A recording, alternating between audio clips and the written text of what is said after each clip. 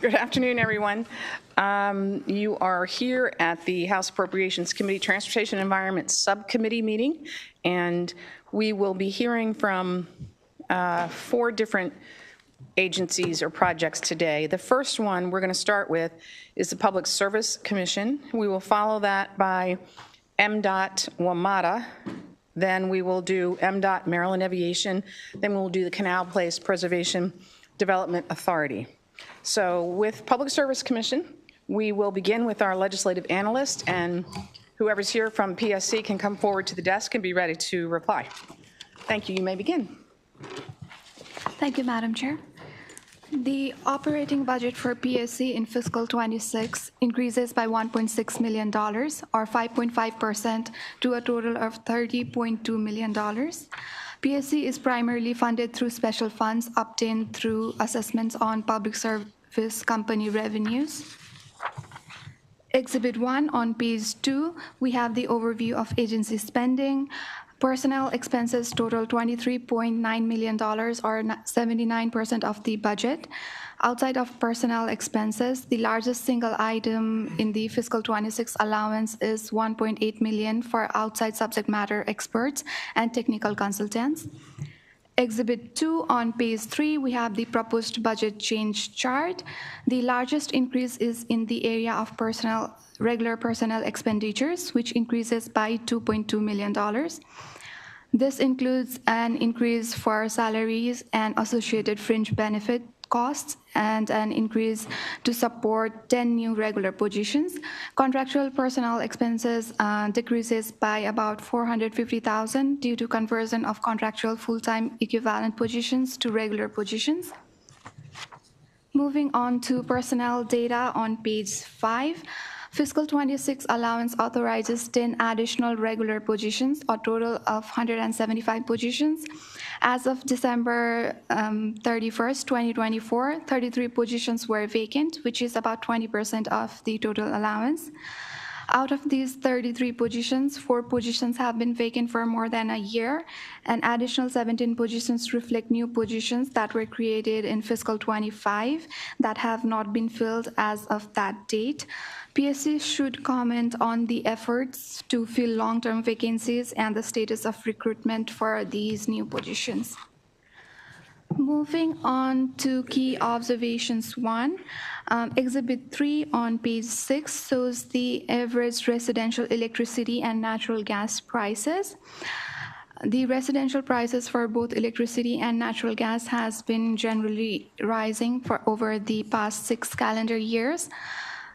In September 2024, the average price of electricity for residential customers in Maryland was 18.4 cents per kilowatt hour, which is approximately 8.4% higher than September 2023 and 26.3% higher than September 2022. The residential price for electricity in Maryland has grown faster than the U.S. average during calendar 2024, which was 16.8 cents per kilowatt hour in September 2024. Natural gas prices are largely seasonal, with prices reaching their highest point from late summer to early fall and declining during the winter months. At its seasonal high point, July 2024, the average price of natural gas delivered to residential customers was 25.5 per thousand cubic feet.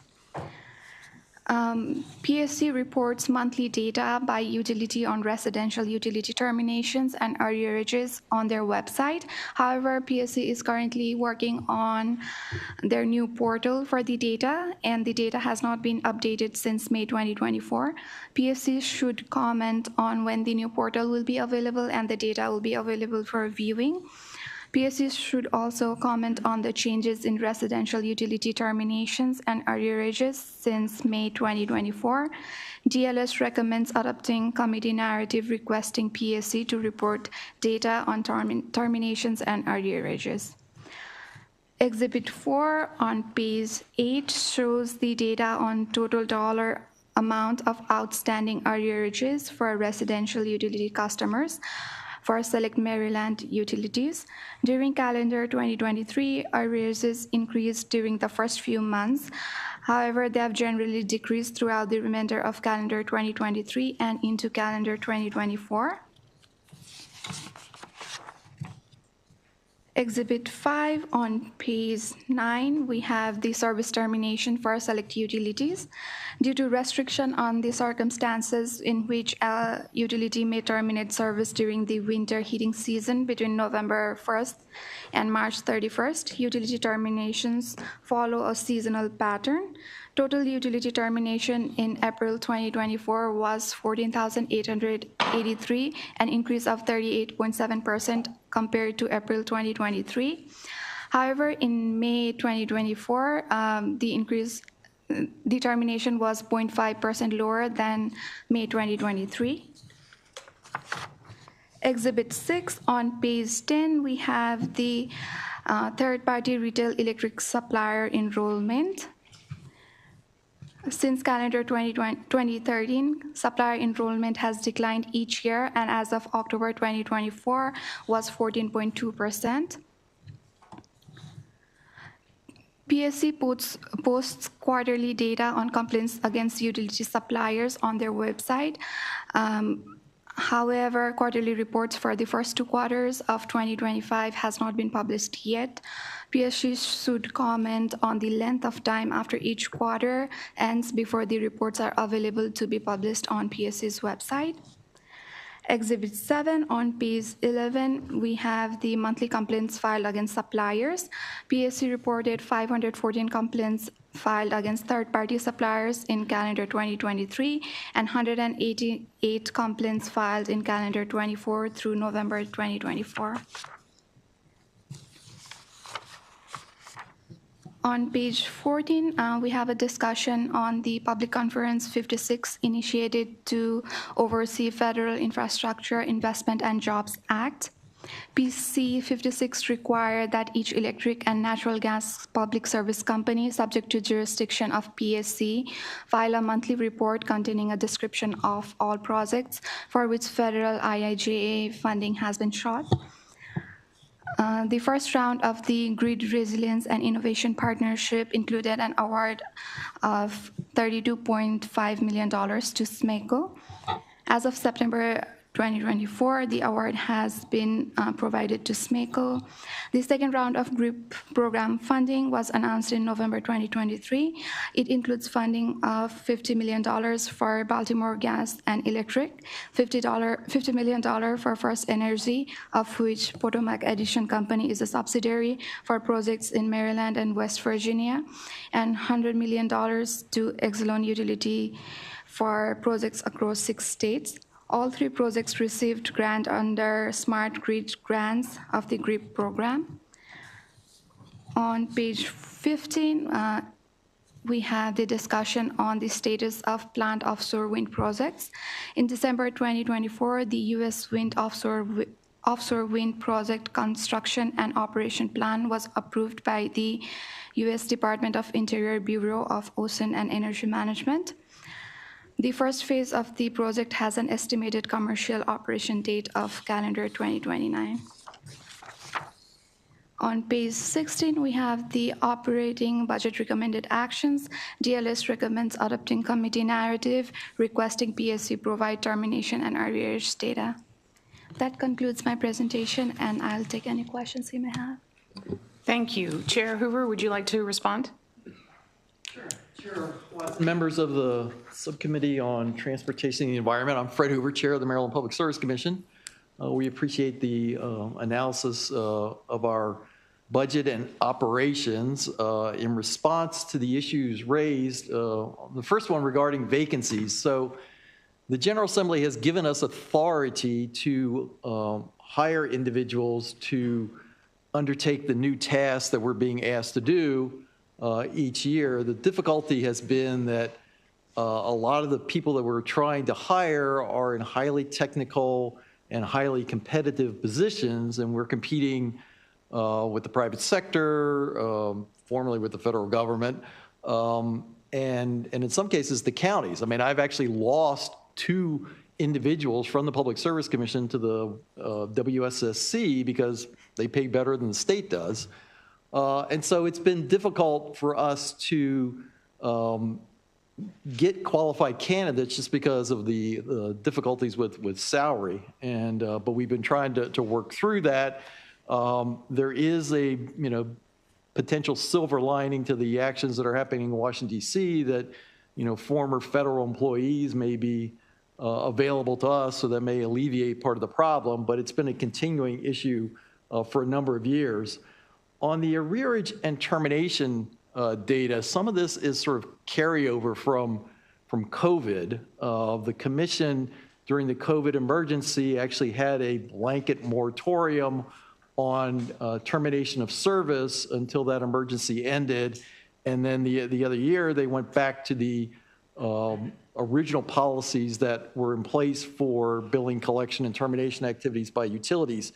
We are currently undertaking a complete review of the billing, collection, and termination policies of all the utilities in the state, with a particular focus on what happens during the summertime. There's a fairly stringent process that utilities have to go through in order to terminate somebody's service during the wintertime because of the concern of the health and safety of customers for not having essential services during cold snaps. But it's become apparent to us that there is an equal health problem during the summertime, during these significantly long-term heat waves where people are urged not to be outside, to actually stay in their house. But if they're lacking air conditioning because their service has been terminated, it creates a dangerous situation for that. So we're trying to create a new regime that the utilities would have to go through in factoring in the sort of heat index that affects customers before they can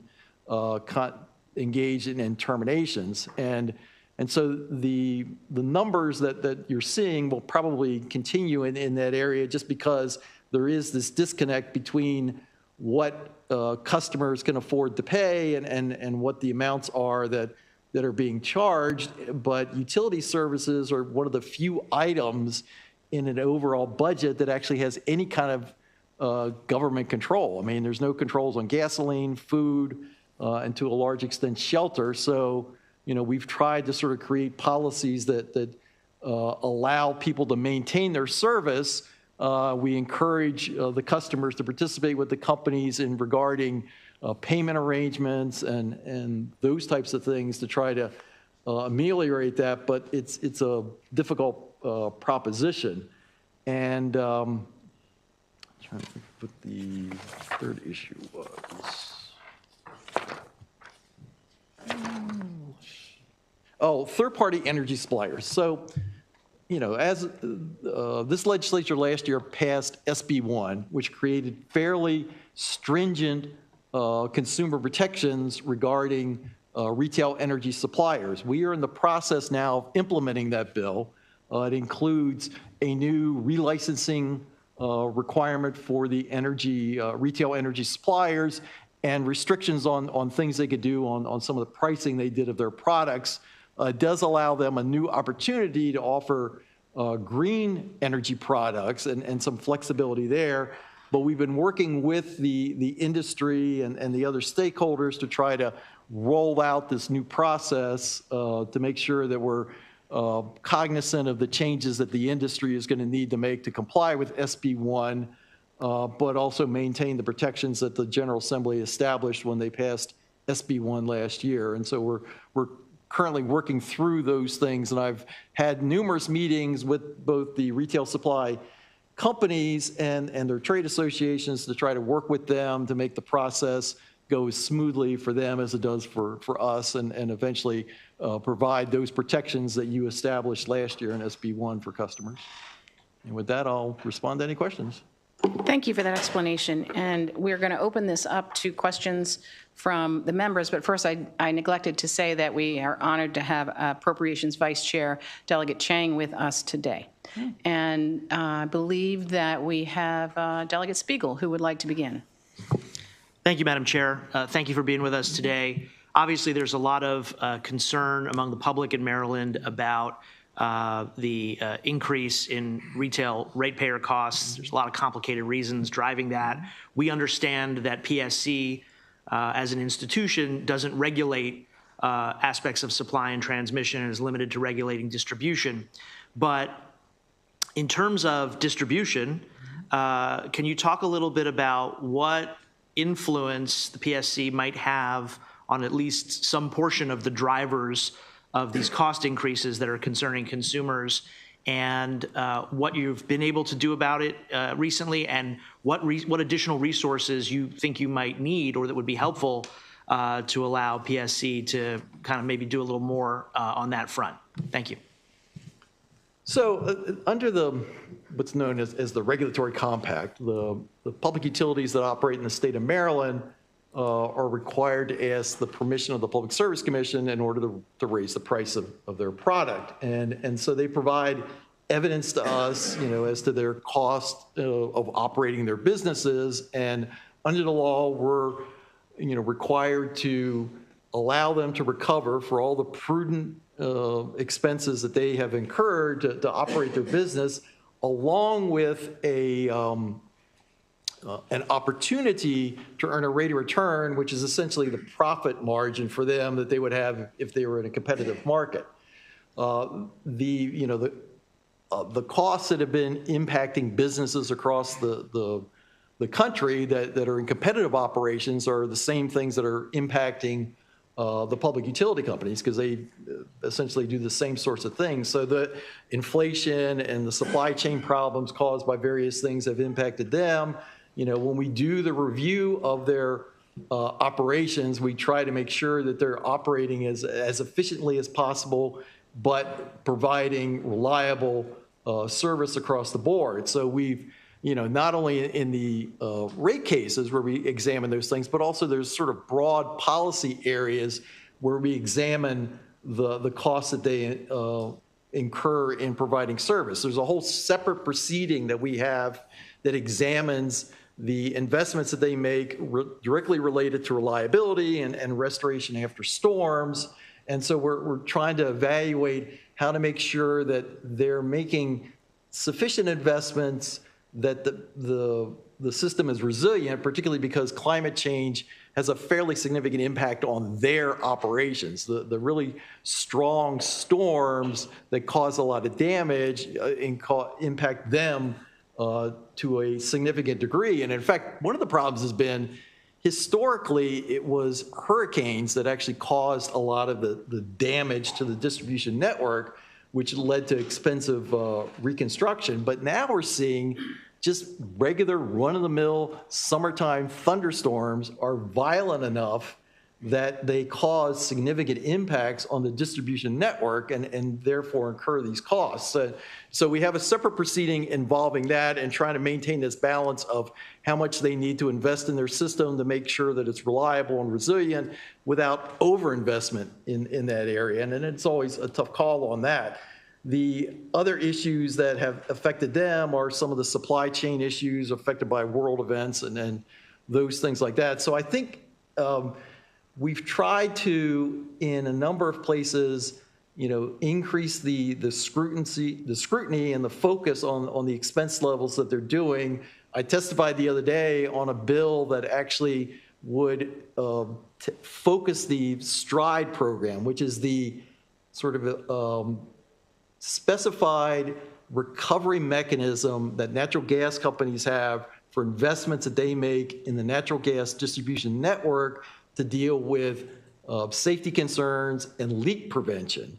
And the bill that's being proposed by Delegate Embry would actually focus that a little more closely on those particular items to try to limit the ability of utilities to sort of insert construction projects related to the natural gas distribution network that may be slightly outside of that area. And so we think that focusing the STRIDE program more on the safety and leak prevention thing will help lower those overall costs. And then finally, on the commodity stuff, you're correct. I mean, we do not regulate PJM and that market, but we are active participants at the Federal Energy Regulatory Commission who does regulate PJM to the extent anybody does. And we're also in discussions every day with PJM regarding the situation they have with their markets and the auctions that they put forward to procure power to supply electricity. So it's a multifaceted approach that we take. I think we've gotten sufficient resources from the General Assembly on both the accountants, engineers, economists that we use to do the analysis of the utilities filings. And then the final thing, which I can't really get too much into because it's a pending proceeding, but some of the utilities have rate mechanisms known as multi-year rate plans, where they project out over a course of years what the expenses are going to be, and then there's a reconciliation process at later. This is a pilot program that was adopted by the Public Service Commission a few years ago. We have a proceeding where we're sort of looking at this, and we have been urged by parties in that proceeding to either end multi-year rate plans, change multi-year rate plans, or keep them the way they are, and we're in the midst of making decisions about what's going to happen with that. Does that answer your question? I think so. I mean, I think what you're saying is the resources and the authorities that you are exercising. Yes. I don't know how much that's ultimately measurable in terms of impacting costs outside of the authority that you all have with all the other players, PJM and others involved. But obviously, this is something we're very concerned about and continuing to study carefully and think about how we can influence in appropriate ways that issue, because obviously we're hearing from a lot of ratepayers. Absolutely not. I hear from them too. Yeah. Did you have another question? Yeah, one more. Thank you, Madam Chair. This is a smaller one, hopefully. In the analyst report, talked a little bit about third-party supplier enforcement actions that you all are engaged in since and probably before SB 1. Just curious if you could tell us a little bit about how much you collect annually through those actions and where does that money go? I'd have to get back to you with the number, but historically, so the commission on occasion has imposed fines on retail energy suppliers. That money was dedicated to a sort of a special retail energy supply education fund. There was actually legislation passed, I guess last year, I think, that expanded our ability to use that money. So we're actually trying to use that money as an education thing for customers on not just retail energy supply issues, but other things related to energy usage that customers can take advantage of to help, moderate and manage their bill. And in fact, one of the things, getting back to your original question on residential costs and things like that, one of the issues I've been concerned about is because of companies like Google and Amazon, they're offering a lot of services and products to residential customers to allow them to manage and almost customize the use of their electricity. My concern has been that these products offered by these competitive companies are aimed at a certain segment of the population, and they are ignoring other parts of the population, the residential customers. And it's actually those customers, low-income customers, urban customers, who actually probably could use those types of services to help manage and control their usage as a way of pulling their bill down. So I've been encouraging, even though I don't have any authority over them, that these companies, when they offer these products and services, do this across the entire customer situation so that everybody can take advantage of this, because there are ways through technology that you can lower your bill and manage your bill, and that goes a long way toward making it more affordable. Anything else, Delegate Spiegel? That's it. Thank you, Madam Chair. Delegate Mangione.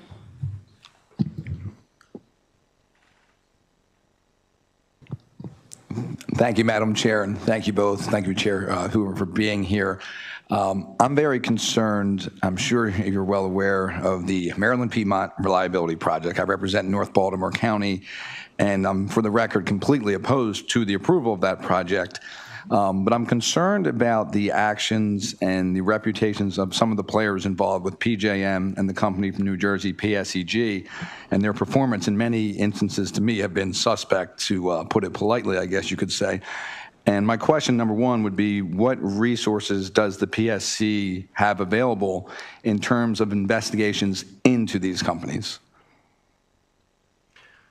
Well, again, this is another subject that I have to be a little careful in discussing because, as you know, the company has actually filed a formal application with the Public Service Commission for approval of the transmission project. And so, we will be deciding at some point down the road, one, if it gets built, and to a certain degree, where it gets built.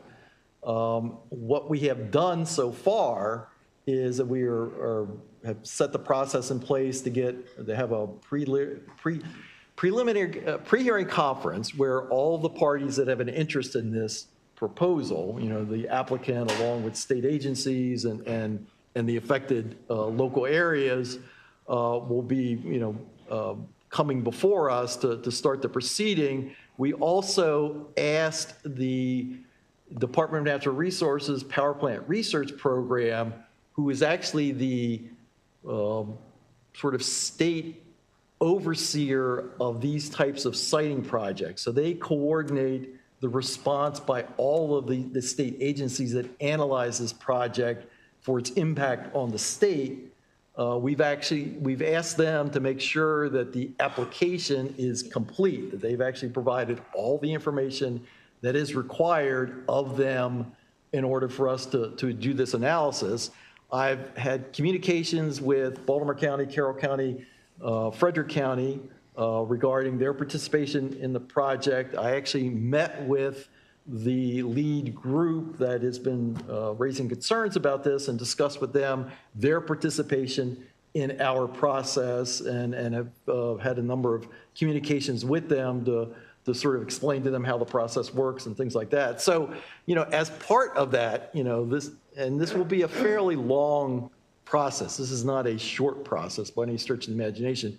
There will be examinations of all of the rationales offered by the applicant for why this project is needed. That will include both representatives of that company and representatives of PJM coming before the Public Service Commission to explain, the need for this project and what they've done to try to facilitate where it would go.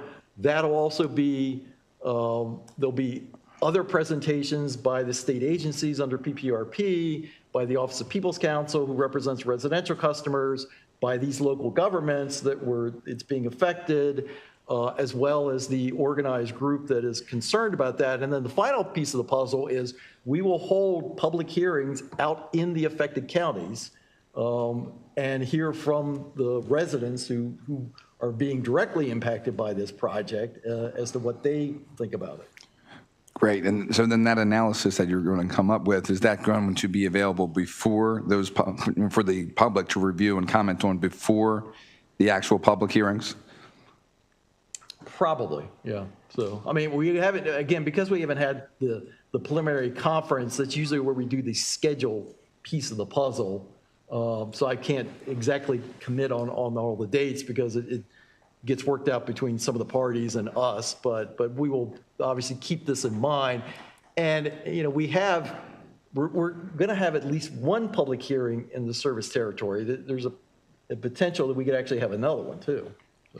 So then if I can just ask one more follow-up, Madam Chair. So based on that answer, thank you for all that information. So the PSC, you will have staff, so to speak, Yes. that goes into some of these communities, sees some of these farms, he talks to these people to hear what they have to say before the hearing, or is this all going to take place at a hearing? Because to me, it's just concerning that such a project like this that's going to affect so many, and then I just want to make sure that the due diligence is done beforehand, before the live hearing.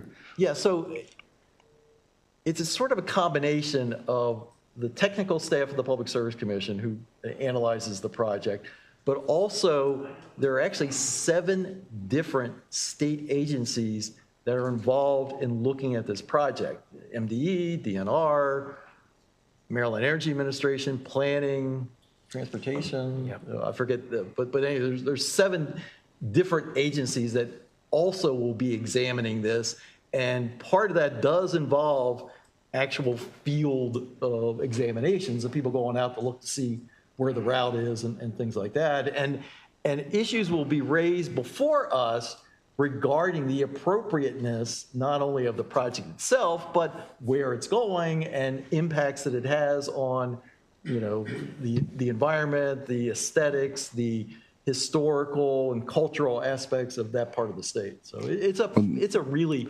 in-depth analysis of this. And in fact, that's one of the reasons why, you know, I've commented that this is not a short process, because it's a very long, involved examination of the application.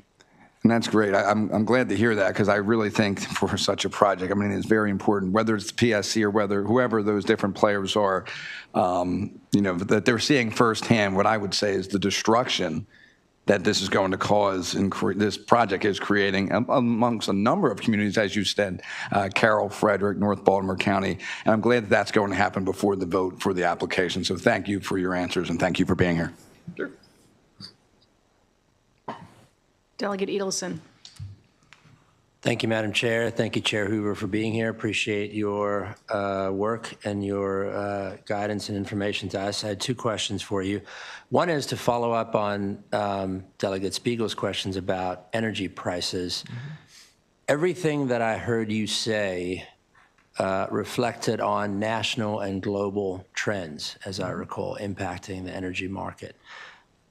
But that doesn't account for why it is that Maryland residential electricity and gas prices are higher than the national average. So I was hoping that you could help us understand why that is the case. Well, it's all very specific to the companies and where they operate. So when you're comparing, I don't want to say it's apples and oranges, but when you do a national overview of electricity prices, a lot of it is a function of, you know, the delivery mechanisms and the entities that are providing the service. I mean, in a large part of the country, you know, the electricity is actually provided by nonprofit entities, co-ops in the mid part section. So their whole, you know, cost recovery situation is entirely different from investor-owned utilities. You know, the ones here, you know, are in an expensive part of the country, quite honestly. And, you know, so the prices actually here are much lower than they are in California, which is an equally high cost area. So, you know, under the law, we're required to examine the expense levels that the companies have in order to provide the service. So the people they hire, the trucks they operate, the equipment they put up, the wires, poles, and things like that. You know, we do an in-depth analysis of all of that, and the only money that they can collect from customers is prudently incurred expenses to provide that type of electricity. But the flip side is, if in fact they are prudently incurred expenses, you know, then they are allowed to collect them. Now, in a traditional rate case, you know, the company will come in and ask for a certain amount of money.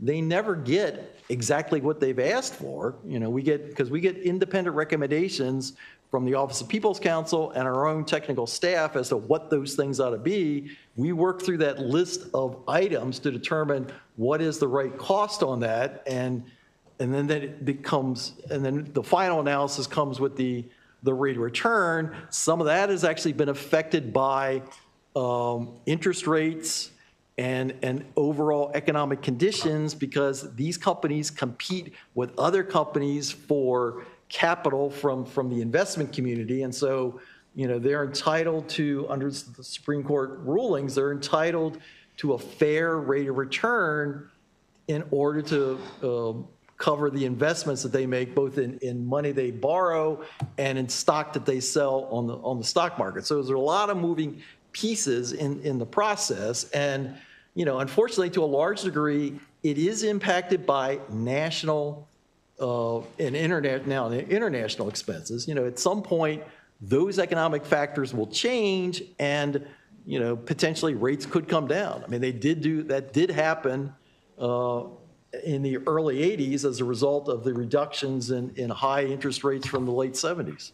And when you are analyzing and calculating that rate of return, does that take into an account an analysis of those inflationary interest rate impacts on consumers who are similarly impacted by rising costs and interest rates? Or is it simply, is this a fair rate of return for the entity? It's a balance that we undertake to try to, the company's entitled to the, as I said, the expenses that they incur to supply service and an opportunity to earn a fair rate of return. But implicit in that analysis is, in fact, the impact on customers. And so there are times in rate cases when we've done various things to try to ameliorate the impact of the cost impact. There's things referred to as rate shock. So, in a situation where it appears that things are going to be particularly high, we've tried to sort of spread the cost out over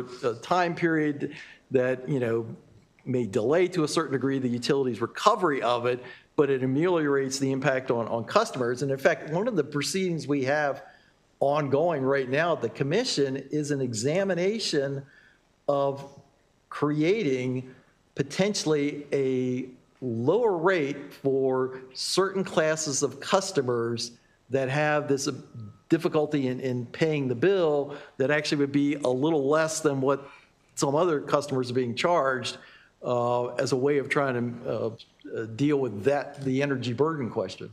Okay, I appreciate that. Well, I would just say that I would implore you to do anything that you can to ameliorate those challenges to consumers, because as somebody who represents Baltimore City, I can tell you that I've received more concerning phone calls, emails, et cetera, from my constituents about rising energy costs than about public safety. Now, that might be partly a reaction to the incredible changes that the city has done with respect to the public safety issues that we have, but I think it's more than anything a response to the shock, as you put it, of price increases for average everyday residents. Well, the first part of my career was at the Office of People's Counsel in the early 80s, and that was a time when there were significant rate increase proposals by all the electric utility companies, again, basically triggered by these national events. And, eventually we did get to a situation where we were able to actually file for rate decreases. I'm not telling you that's going to happen anytime soon, but, what goes up does eventually come down. So. Another question, Delegate Edelson? Yes, I appreciate that.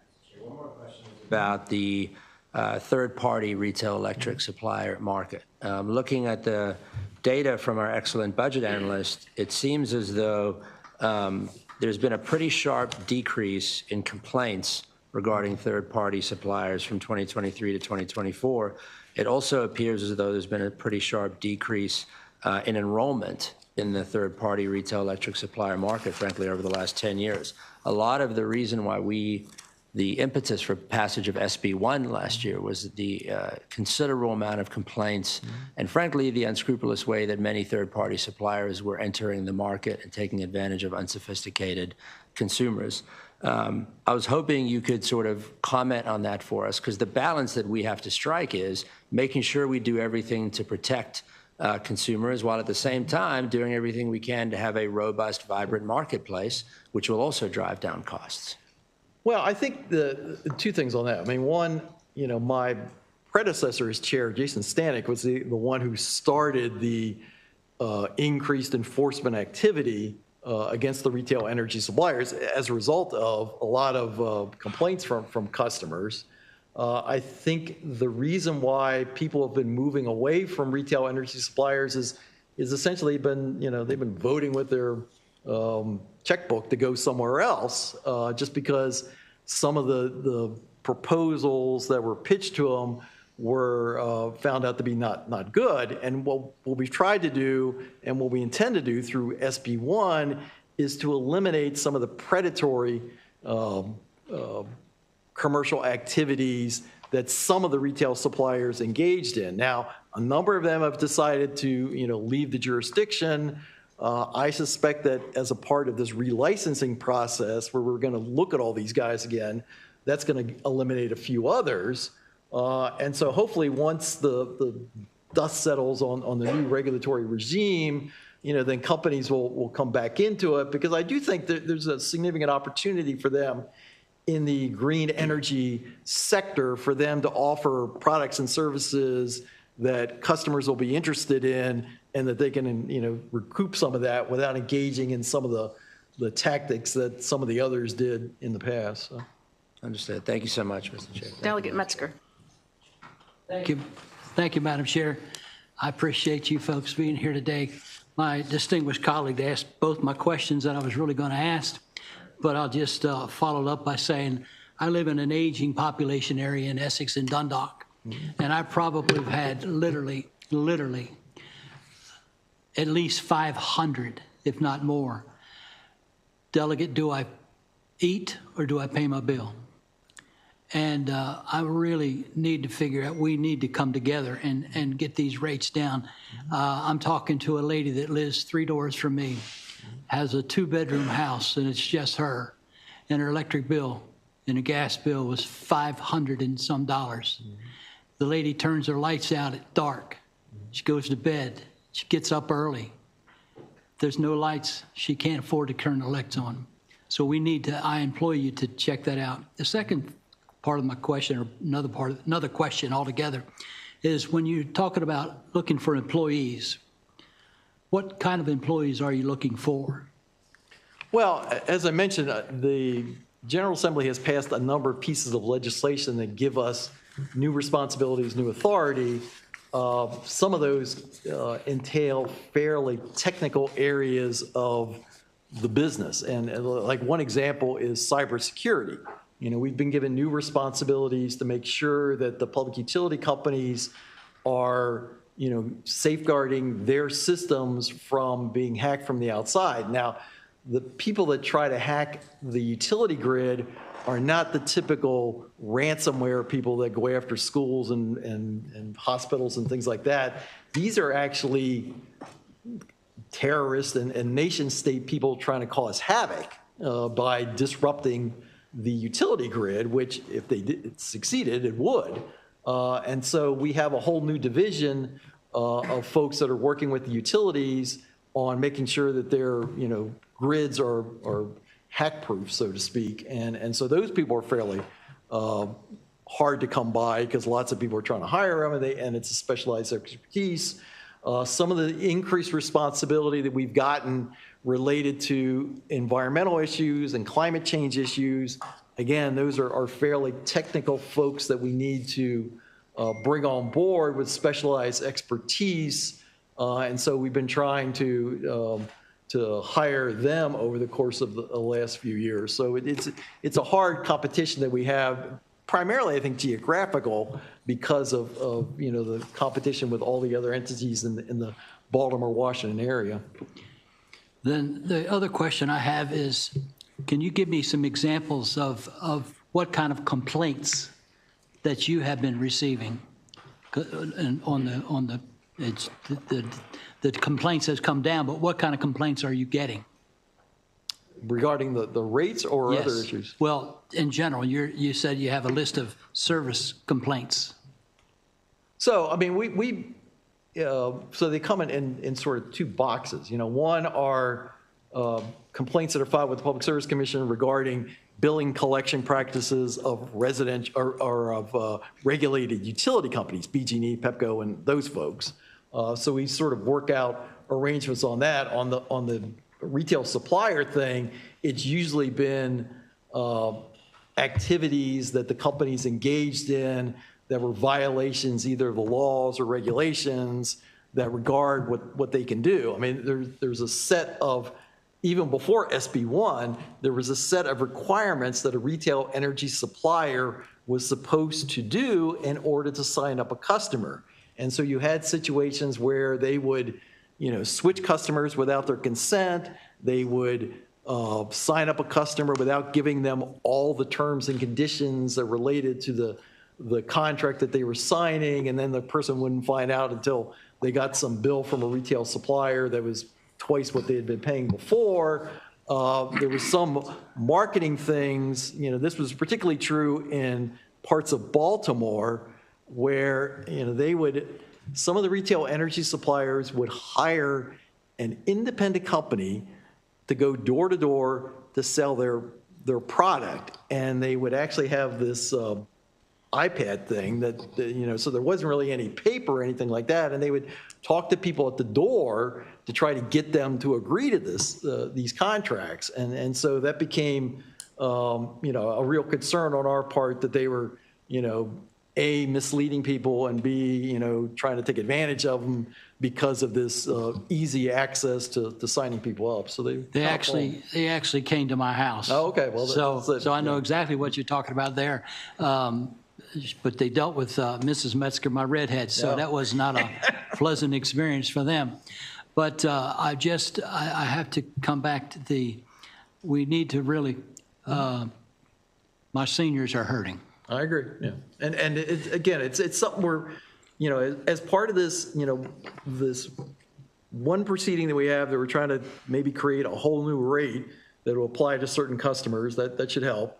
The examination that we're doing on the billing and collection practices. In fact, part of that effort, and again, it's an ongoing proceeding, so I got to be a little careful where I tread here, but we're also sort of looking at sort of chronic health conditions that impose problems for customers if they lose utility service.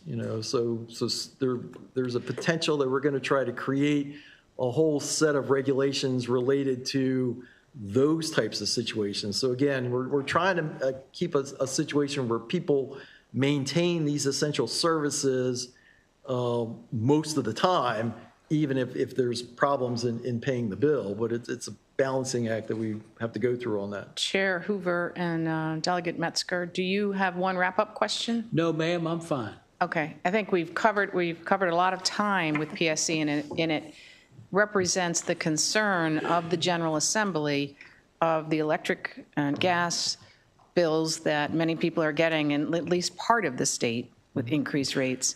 We really need to do something about it collectively, and we are working on that collectively. And hopefully we will be able to move the needle back in the right direction. With that, we will close the public hearing or the presentation by PSC, and we're going to move to WMATA. Thank you very much. Thank you, Chair Hoover.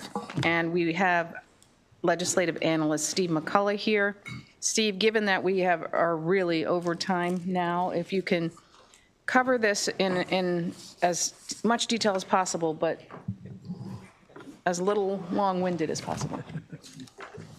Thank you, Madam Chairman, members of the committee. Steve McCullough here from the Department of Legislative Services to present the Washington Metropolitan Area Transit Authority, or WMATA, budget. As you can see on page 1, the operating grant for WMATA increases by $40 million, or 6.3%.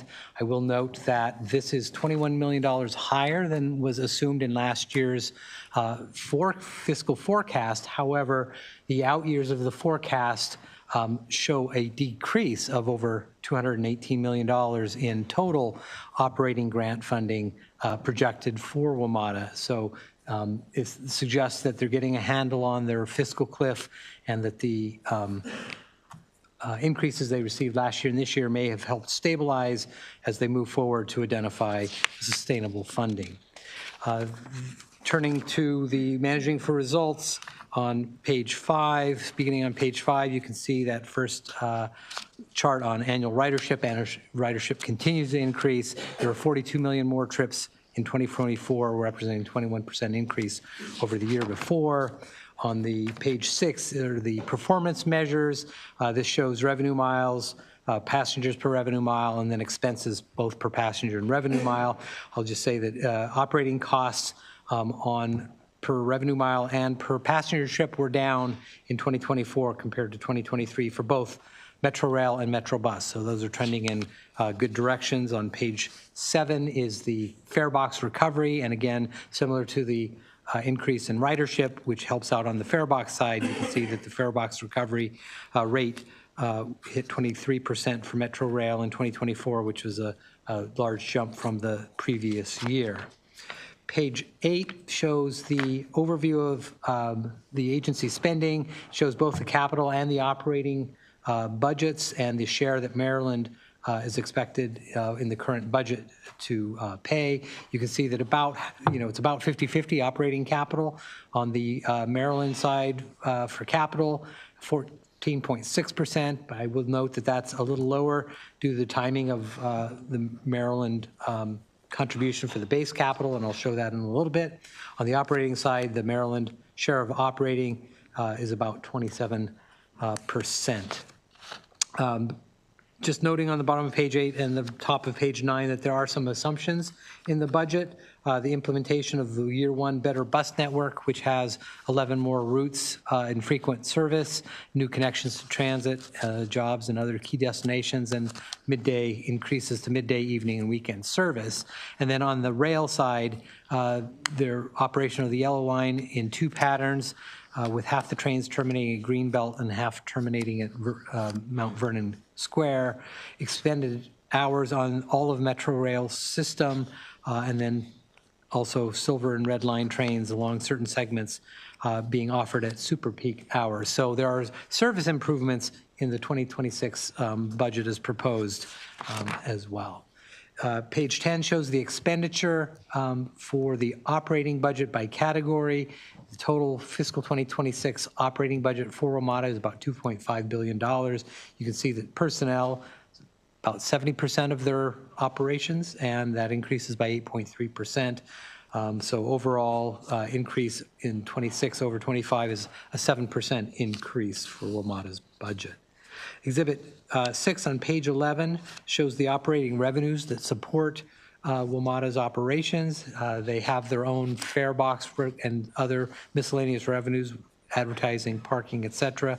That covers 22% of the proposed operating expenses for 2026, which means the funding jurisdictions are covering 78% or $1.9 billion in 2026.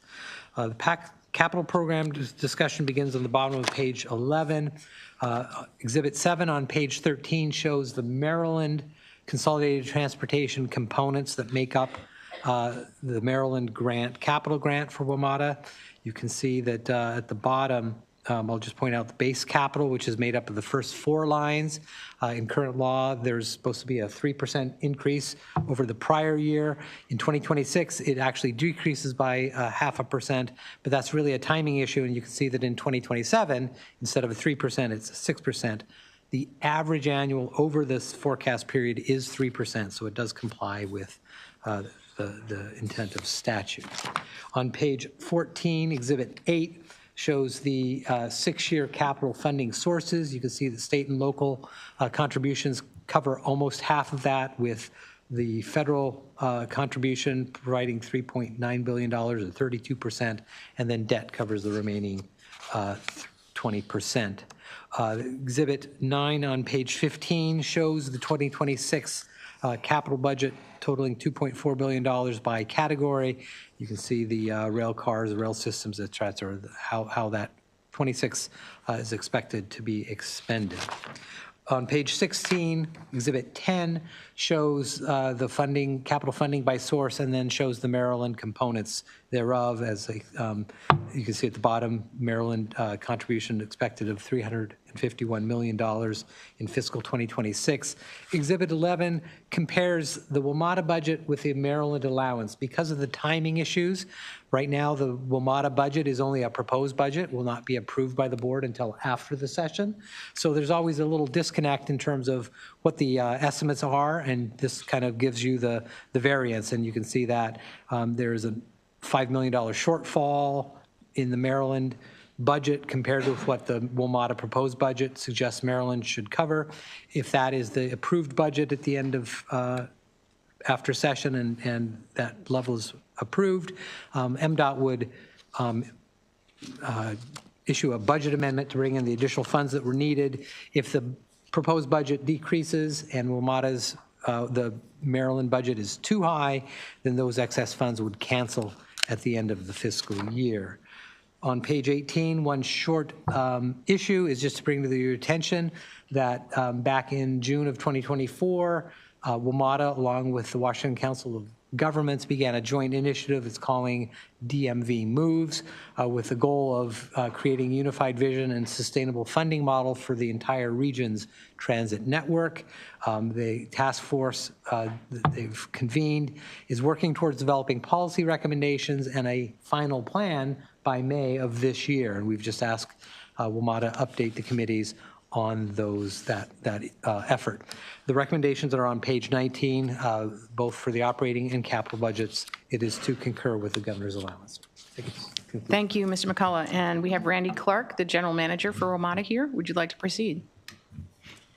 Or are we going with Samantha Biddle from the Deputy Secretary of MDOT? Madam Chair, as I know we're a little bit behind this No, afternoon. it's okay. Take your time. No, that's all right.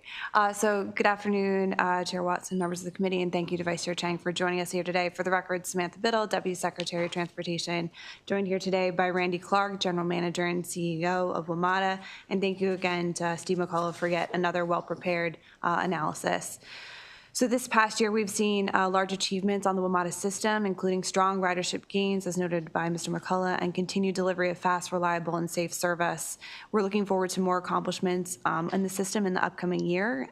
The state remains committed to ensuring safe and reliable transit system in the National Capital Region for Maryland's residents and for all riders of the WMATA system. That's why Maryland and our partners in the Commonwealth of Virginia and District of Columbia continue to invest significant public funding to subsidize the operating and capital budgets for Metro Rail, Metro Bus, and WMATA's paratransit service, Metro Access. This includes Maryland's share of WMATA's dedicated capital grant, which provides $500 million annually to support annual debt issued to enhance WMATA's capital program. These funds help address WMATA's needs to make critical capital and infrastructure improvements. We continue to explore WMATA's future funding needs with our regional partners through the DMV Moves initiative.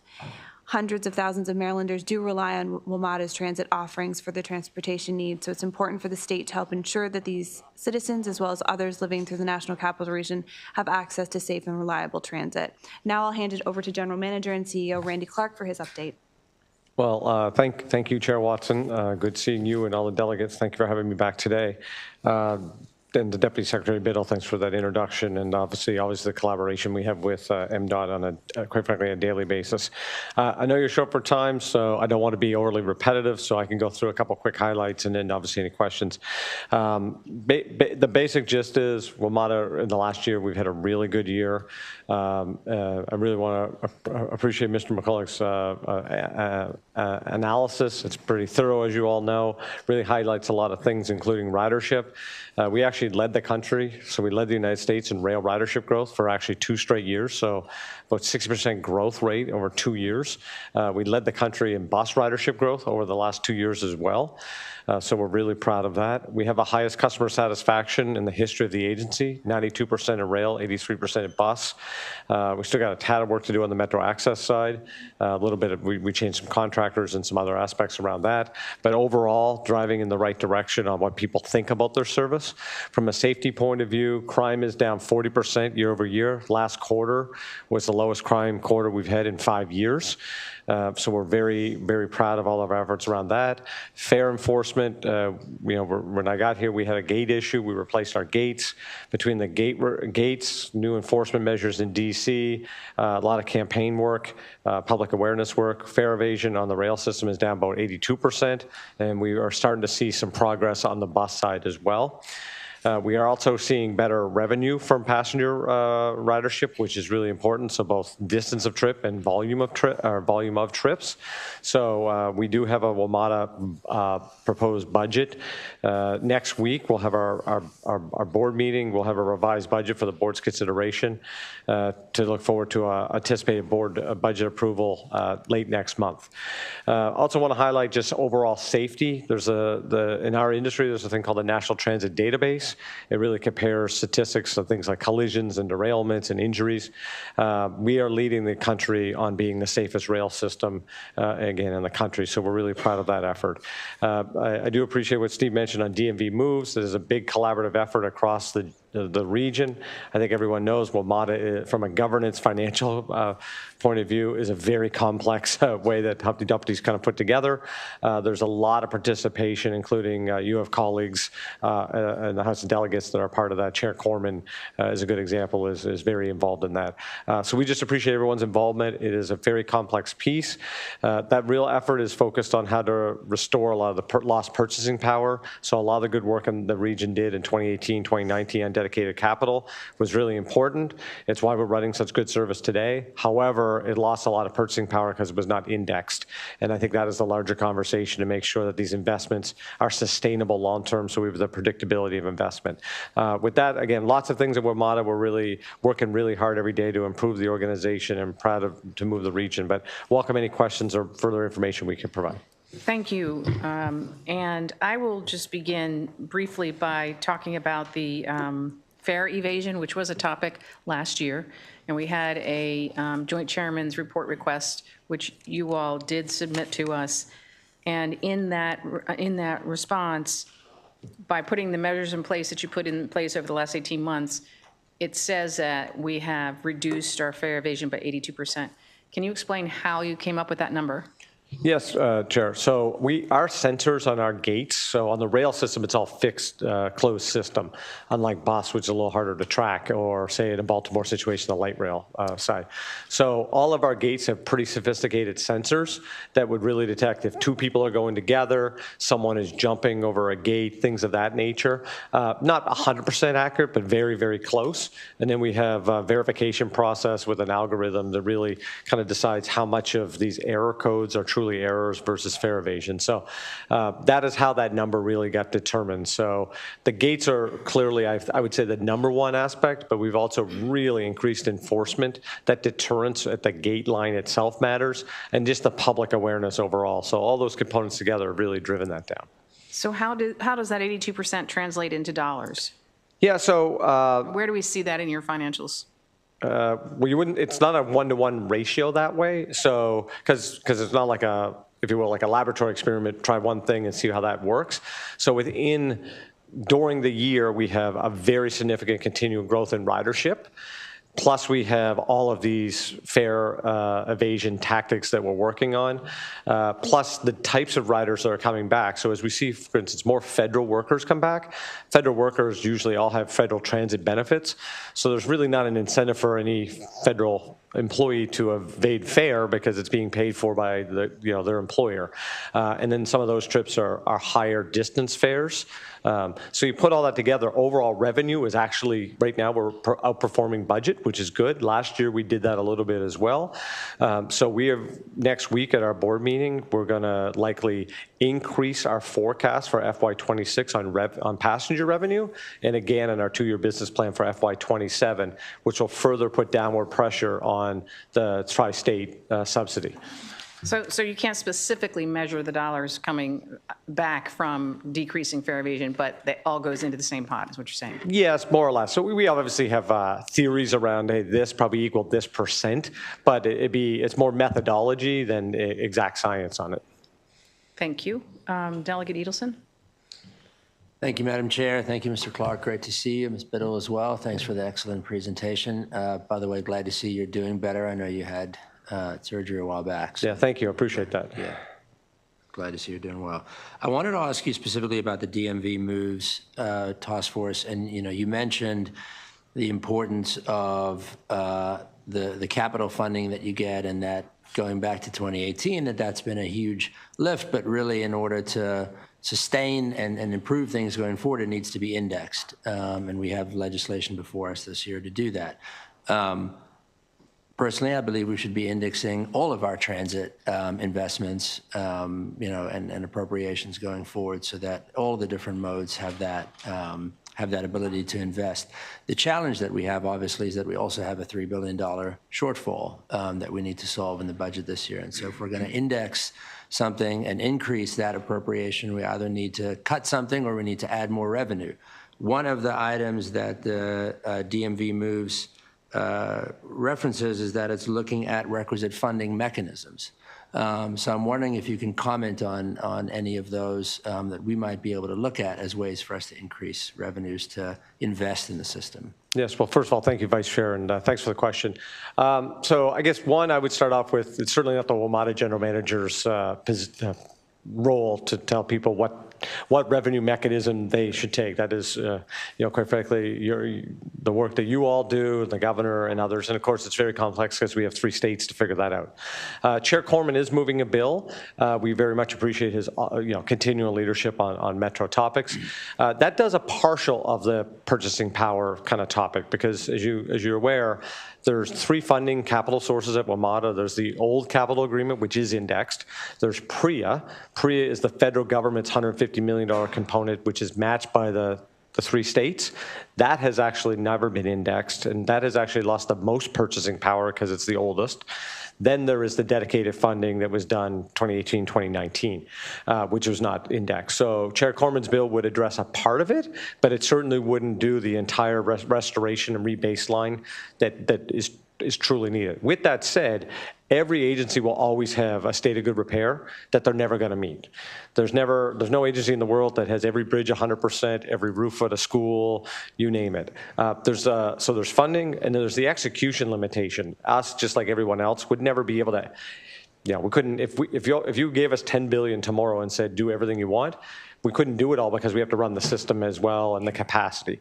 So it's define the asset management to have that consistency over years versus avoiding spikes.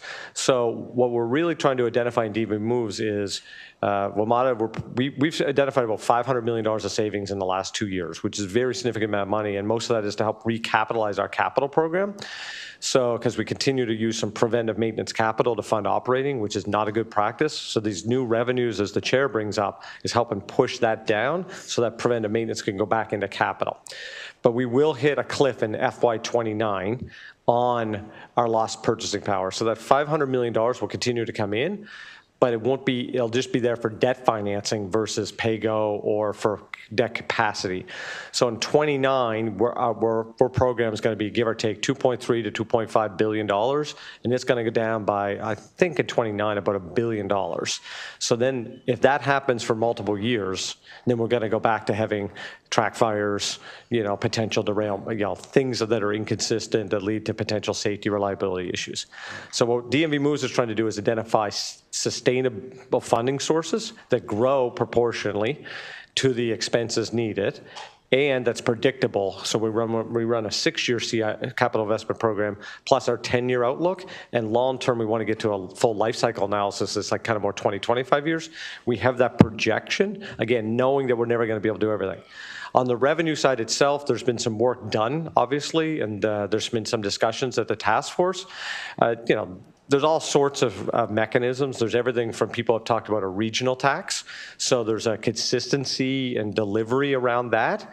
That's challenging. Maryland and Virginia and DC do business differently and governances differently. In Virginia, the bill is kind of half between the state and half in the locals.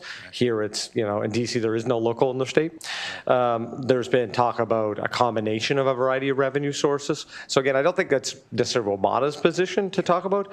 What we want is dedication. So it's bondable. 2, it's predictable. And 3, it's sustainable and grows at a rate that we need to manage our expenses to. So, so the pressure is on WMATA to get this done, but then live within our means. But I think it's agreeing on what the outcomes everyone wants and then holding Metro to the accountability. Got it. Just one more. Thank you. Okay. Sure. Go ahead. Delegate Solomon? Thank you, Madam Chair. It's good to see you again. Thank you both for being here. I had a couple of questions, unsurprising, as the recipient of, or the representative of probably the most Metro stations in the room. And I appreciate your comments. I take the Metro pretty regularly to go into DC for my other job and always have a wonderful experience and really excited about the later running times as well. Just a quick question on the Better Bus Network update. We've had some issues, not always on Metro, on county as well, just making sure that everybody's got the information out. And obviously this is going to be a big change for the region. Just wanted to know kind of what your strategy is, what we can expect to get so we can be partners with you all to make sure that our community knows what's going on, people are prepared, and that we don't have any hiccups on what should be a really, I think, good improvement to service. Yeah, well, thank you, Delegate. Appreciate the question. And I'm glad that you have good service on the trips that you take. Obviously, let us know if you don't. On the Better Bus Network redesign, we're really excited about this. It's the first time Metro has done this in decades. And quite frankly, now that we get this reset, the idea is every few years we'll take a review, so you don't have to kind of change it this way. It was an enormous community engagement process. We had, I think, like 40, 50,000 community engagement touch points. But one of the things, and I think many people know, actually everyone in Maryland knows Charlie Scott. So what we're planning to do is we're going to do an extensive public awareness campaign in the spring. I mean, I think it's clear right now it's very hard to get anyone to pay attention to anything with the volume of stuff that's happening in our region. But this spring we'll be in earnest doing a really significant campaign that'll be on bus itself, at bus stops, major terminals. We're going to hope that we could work with, say, individuals like yourself that have a lot of stations or routes in your district to do whether you newsletters or things of that nature. Public meetings with all of our partners like in Montgomery County or Prince George's from the county side. So we have a very significant plan to go about this. I think overall this is going to go really well, but I want to be clear, we're going to have a few hiccups with the size and complexity of this, but the goal here is to make them as small as possible and then fix them really fast and move on. But we're pretty excited about it. So I'll take this as a sign that you want to help in your district work with that. So thank you. Definitely. And then just to build off the DMV moves question, I mean, pointedly, and I don't know how much you can answer this, I mean, how close are we to a long-term solution from that? And are we just sort of continuing to spin our wheels a little bit? No, I think, I think the fact that we're doing this is a big deal, right? The Metro Board and the Council of Governments have never had a joint board meeting before. So I think that's a big deal publicly to state that enough people are tired about talking about this. I'm sure there's Metro fatigue in Annapolis, right? So let's fix this once and for all and just kind of stop talking about it. We want to concentrate on running the system well, not constantly, quite frankly, feel like campaigning half the year, right? And so I think we are making progress. There's a couple big meetings coming up. There's one in March that we're going to go into a lot of more analysis. We've really are working hard to drive the number down. And so for every million, let alone tens of millions, the Metro can drive the number down. That's not only money that you all wouldn't have to come up with, it's money that doesn't get compounded that you have to come up with, which is a big deal over time. And then we also have to lay out, I think it's clear, what we want to be. So it's one thing to say, hey, you know what's great? Metro doesn't have fires and derailments and services today. Well, what do we want to be in 2030 and 2040? And we are basically the only region in the country for a while now that left a lot of that big infrastructure money on the table on transit because, so unlike in Baltimore with the Red Line, we don't have a similar thing to go after. Now, mind you, we got to see what happens in the federal side with a lot of programs, but we need to figure out a little bit like when the system got built, what does the next generation look like? So I think there's the two thing of how to secure the state of good repair, and two, how do we start putting seed money together on the next things that we want to work on? I was going to say, I think it'd be great if, as you're preparing for those March meetings, you could share that information with us. I know the committee would really, really appreciate it. And then just lastly, Madam Chair, I was really glad to hear the safety statistics that you shared, and I think globally you're exactly right. But I did have some concerns on the most recent Metro Safety Commission report that came out at the end of January around some of the fire pieces, particularly the one finding that said there were, I think, 20 instances where local fire services were not called for a significant amount of time.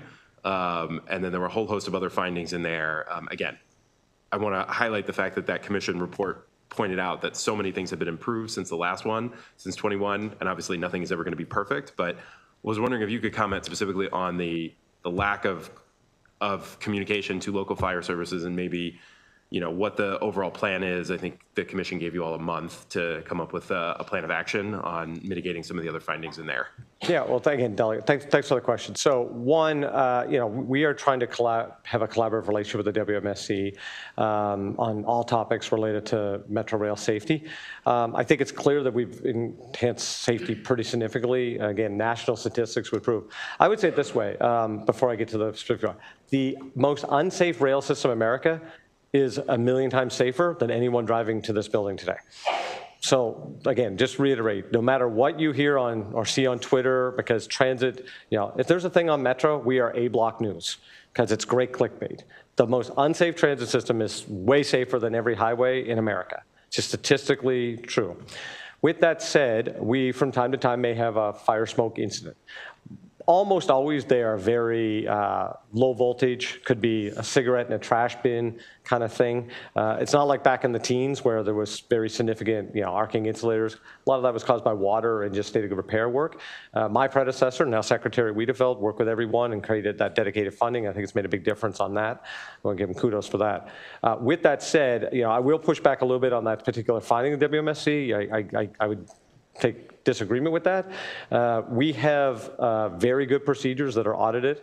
We also, I think it's lost on people, we have a captain, fire department captain that sits 2 seats away from our head of rail in the control center. And we welcome anyone that would like to come see the control center. So we have literally a head of rail, and we have a head of bus, we have a head of maintenance, head of communications, and on this side we have a lieutenant from the police department and a captain from the fire department. So there's not one incident that happens where the rail staff is dealing with a situation where the fire department is not connected and knowing what's going on. So that I just wanted to really ground everyone. There is a fire captain sitting almost the distance of the deputy secretary and I. So if there's an incident, they are fully understanding what is happening in the field and then deciding how response calls happen. So I believe that there's incredible coordination. I personally meet with all the fire chiefs on a regional basis. I think there's a lot of good coordination going on there. So I'm not going to belabor the point.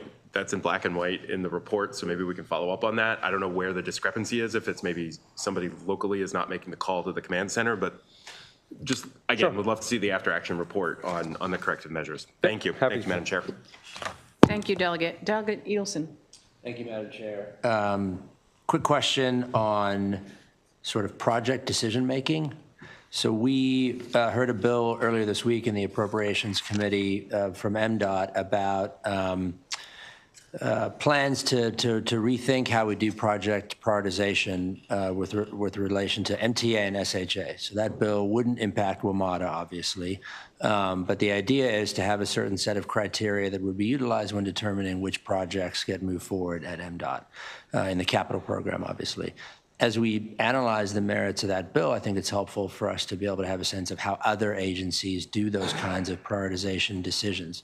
Can you give us a sense of what the kinds of metrics are that WMATA uses when making decisions in terms of its investments in the capital program?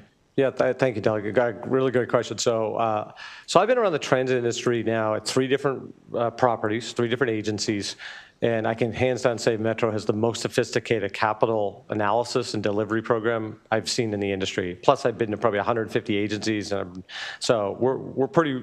In the term world class, I would say that's one of the better things that we do is how we do capital analysis and prioritization. So a lot of things are based on 2 real factors. One is our kind of asset management system in the condition rating. So a stick of rail to a bus to you name it, what does that asset look like? How is it performing? And then when does it have to get either parts or full replacement cycle? So it could be an escalator, elevator to, again, signaling system, you name it. The second part is we do a lot of benefit cost analysis on these types of things. So we'll have staff in our capital planning area go and look and say, if we did X, it's cost this much over this many years, and here's the return that we get from that, both from a safety, reliability, long-term operating cost efficiency.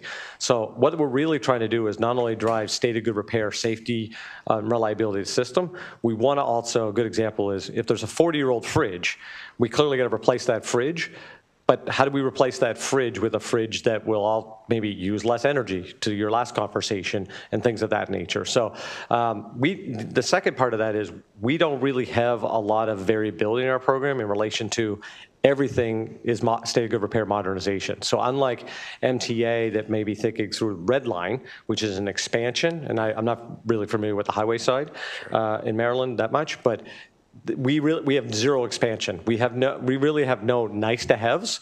This is, here's the house and here's how we want to maintain and modernize that house over the longest period of time. Okay, thanks so much. I would just say that while we obviously want to solve our funding challenges for the long term, there are many folks here that will never have Metro fatigue when it comes to chatting about the excellence of your system. Excellent. Well, hey, I very much appreciate that. Look, okay, I'm glad I brought that up for the reinforcement that there is. We'll be back here next week. Yeah. Do we have any other questions for WMATA? All right, we thank you very much Thank you for being again. here. Appreciate it. Oh, wait, we have one individual here to testify on this, so we'll have that individual come up before we close the hearing. Okay, thank you. And his name is Matthew Girardi.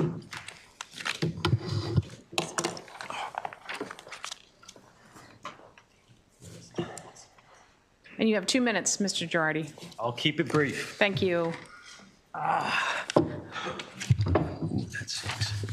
Afternoon, Chair Watson, members of the subcommittee. My name is Matthew Girardi, and I serve as Political and Communications Director for ATU Local 689, a union of 15,000 transit workers and retirees, including 9,000 of the hardworking employees of WMATA. The union and its members applaud the governor's budget proposal for funding Metro. This adequately ensures that the authority will have the funds it needs to run adequate service next year. We also applaud the additional infusion of capital funding proposed contingent on Virginia and the District of Columbia also contributing. However, to fully secure the financial future of the system, Maryland needs to work with its partners to enact a regional dedicated funding stream for operations.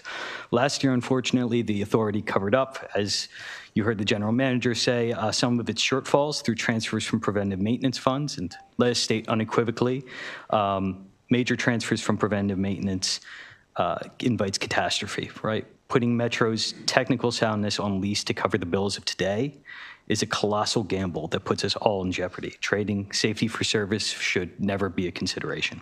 Additionally, that borrowing has accelerated the pace at which an expected deficit in the capital budget will come to pass. It was only a few years ago that we had people questioning the safety and reliability of Metro. The deal that was made to give the authority dedicated funding for capital expenditures was a game changer. Maryland must not allow for that progress to all waste away. And finally, to reiterate, while almost every other major transit agency in the country has a source of dedicated funding, WMATA does not. This has put in cyclical crises that threaten the economic growth of the region, along with thousands of workers and riders. While we understand the solution is now on the table this session, we call for full funding of WMATA and continuing work with regional partners to find a fair, robust, and sustainable funding mechanism, especially through the DMV Moves initiative, which we are proud to be a part of. We appreciate your consideration of our views and would be pleased to answer any questions. Thank you. Thank you. Thank you for your testimony. Okay, we will now close the WMATA hearing. Thank you very much for coming, everyone. And we're moving on now to the Maryland Aviation Administration. We have DLS analyst Steve McCullough, who may begin his presentation, and we have the Executive Director of MAA, Ricky Smith, here, as well as the Deputy Secretary of MDOT, Samantha Biddle. Thank you, Madam Chairman, members of the committee. You should have a document entitled Maryland Aviation Administration. As you can see on page 1, the fiscal 2026 allowance for the Aviation Administration increases by $14.2 million or 6%. The managing for results discussion begins on page 5 with Exhibit 1, which shows total passengers at BWI Marshall Airport. And you can see that it's been a continual improvement since 2020, and in fiscal 2024, passenger counts exceeded the pre-pandemic 2019 level. Exhibit 2 on page 6 shows the passenger market share between BWI Marshall, IAD, which is Dulles, and DCA, which is the Reagan National Airport. And Maryland saw a slight increase in 2024 compared to the prior year. On Exhibit 3 on page 7 shows the cost per enplaned passenger. This is an industry metric which compares the revenues on a passenger basis. BWI's CPE fell in 2024 compared to 2023, which is improvement. Exhibit 8 shows the overview of agency spending. You can see that the majority, 96.5% of MAA's budget is spent on BWI Marshall Airport, with Martin State Airport accounting for 3.2%, and the regional aviation program just under 2.2%. Exhibit 5 on pages 9 and 10 shows the 2026 proposed budget changes. As I indicated at the beginning, it increases by $14.2 million or 6%. The largest increase in the 2026 budget represents restoration of cost containment that were in the 2025 budget that was made possible with the new revenues. That's $13.6 million of that $14 million increase. On page 11, Exhibit 6 shows the MAA's expenses and revenues. It is one of the three modes of MDOT that generates its own revenues, and this compares the revenues they receive with the capital and operating expenses.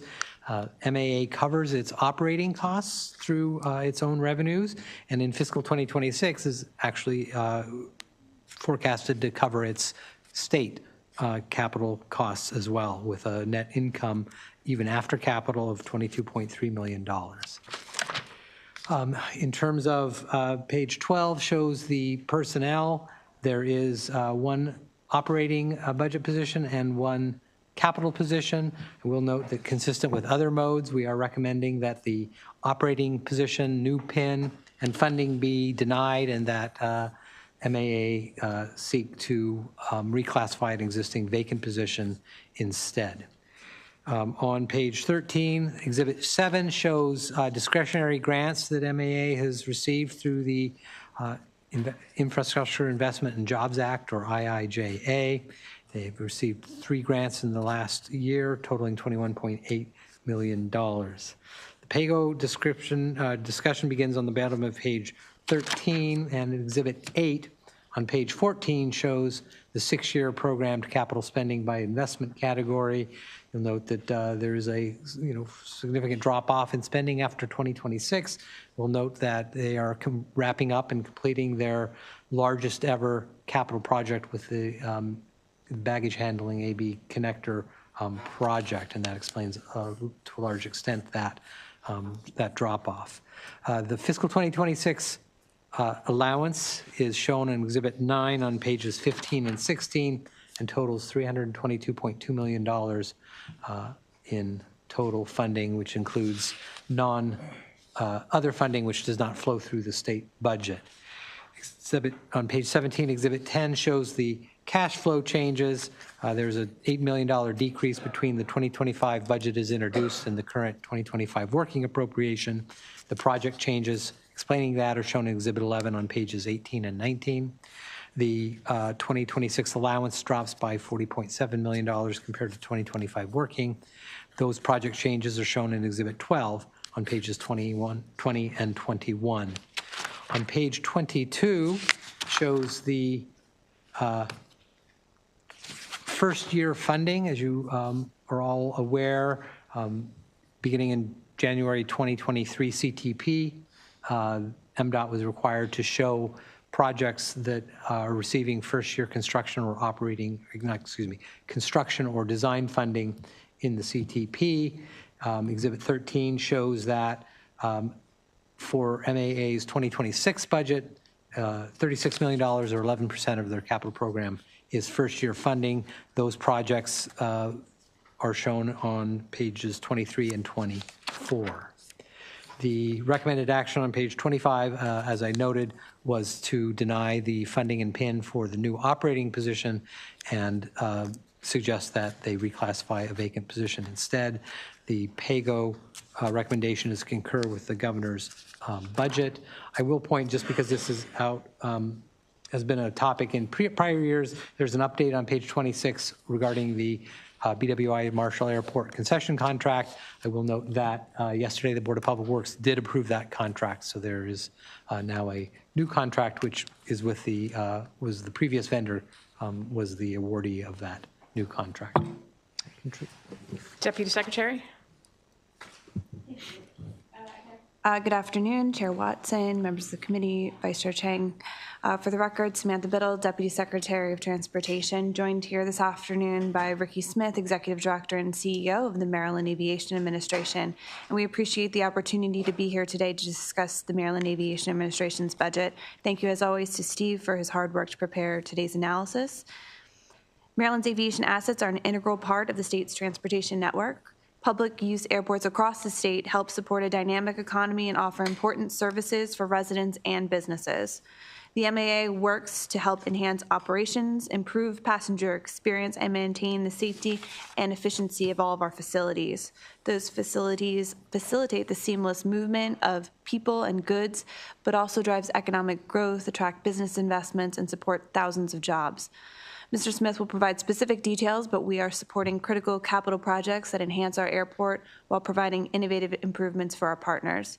In addition, MDOT and the MAA continue to support our public use airports that serve communities in every corner of the state. I want to acknowledge and thank the entire MAA team for their hard work, and will now turn it over to Executive Director Smith. All right, thank you, Deputy Secretary Biddle. This is becoming a habit. Good team. Good to be here. And also greetings, Chairwoman Watson. It's good to see you again, as well as the other members of the committee. It's always good to see you. I want to share, too, our appreciation for Steve and his amazing work and collaboration with our team. Thank you very much for the work that you do. And I'll try to be brief as well in the interest of time, but I do have some brief remarks. So BWI Thurgood Marshall, Martin State Airport, and the Maryland Aviation System boost global connections and economic activity. As you know, our public use airports across the state contribute job creation, business development, and worldwide access. Furthermore, the airport, BWI in particular, produces an annual economic impact of over $11 billion while generating, supporting, and sustaining more than 107,000 jobs throughout the region. Even as BWI Marshall serves as a vital economic catalyst that supports innovation and tourism, we recognize and prioritize our position as a good neighbor. Our position is powered by a strong commitment to our 5 pillars: community engagement, youth engagement, economic development, military support, and environmental sustainability. We focus on initiatives that drive positive change and ensure that our presence benefits local residents in a meaningful way. As we like to say, we'll take you there, but we invest here. As a service update, BWI Marshall has recovered and even surpassed pre-pandemic passenger traffic levels. We had a record-breaking summer in 2024 for airline and passenger traffic, with an all-time monthly passenger record set in June. And as the governor announced shortly thereafter, we promptly outdid that in July. For the calendar year, we had more than 27 million total passengers. In MA's capital program, we continue to advance important projects that will improve BWI Marshall and Martin State airports. Our work is enhancing BWI Marshall for our customers while providing important facilities for our airline partners. We have major capital improvements that will transform the passenger experience and provide additional capacity for our airline partners and other stakeholders. For example, the AB Connector and Baggage Handling System project is the largest capital project in the airport's history. Major components of this work will be complete late this year in December. Another project to support Southwest Airlines is their new airline maintenance facility, which is set to open later this summer. I must note that these advancements will occur as we celebrate a significant milestone in the airport's history. This June will mark the 75th anniversary for BWI Thurgood Marshall Airport. The anniversary will offer a chance for reflection, but also an opportunity to look forward to the future. I remain incredibly proud, as the Deputy Secretary noted, and grateful for the dedication and good work of the MAA team at BWI Marshall Martin State Airport and in the support of the public use airports across the state of Maryland. Moreover, I must applaud the 13,000 employees that call BWI Marshall and Martin State Airports their place of employment. Again, I want to thank the committee for the continued guidance and support. That being said, the department respectfully does not concur with the DLS recommendation to delete funding for a new information technology tech support position. This position will support the department's cybersecurity efforts. As you know, security of the nation's critical infrastructure requires focus on both physical security as well as cybersecurity of the state's transportation assets. The department has been aggressively filling vacancies through its Taking You Places recruitment campaign and has one of the lowest vacancy rates among all state agencies. MA specifically has a 5.4% vacancy rate. That's about 27 positions, and those vacancies are largely maintenance, ARF, and procurement positions. The department appreciates DLS's otherwise concurrence with the governor's allowance. So again, with that, I'm happy to answer any questions that the committee might have. And again, thank you for this time. Thank you, Director Smith. Delegate Metzger. Thank you. Thank you for being here today. Thank you, sir. And I need to share this because if I don't, I'll regret it the rest of my life. Okay. Of all the state agencies that come before us, I need to share this, that you guys are top notch. And yeah, I appreciate the thoroughness and the openness and the transparency. And with that, it means you have a team, and your team works so well. I've traveled this past summer to several different airports, and I need to tell you that the BWI was the smoothest one that I was at all summer long.